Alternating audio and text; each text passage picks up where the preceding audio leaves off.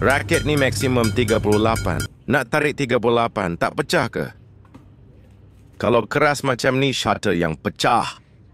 Pakai tali fellet ultrasonic 63.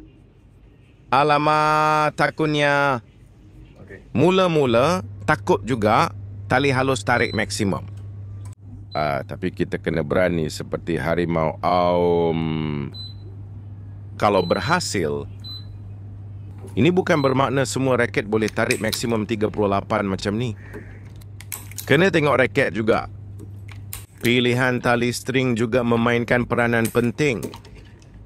Kita biasa buat 4 knot, kalau nak minta 2 knot pun boleh juga. Mesin string yang MYFA guna adalah model Fellet Lever 882. Mesin Fellet ni best, boleh buat pre-stretch.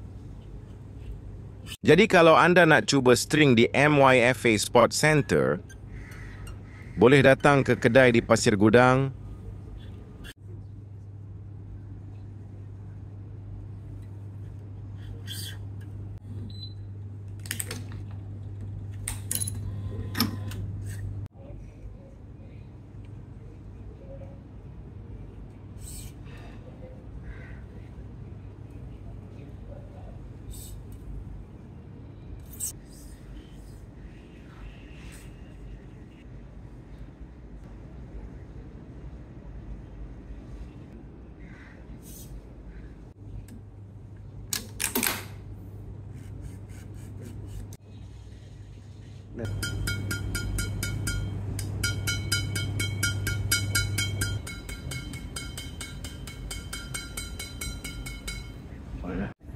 Okay guys, raket dah dekat kedai.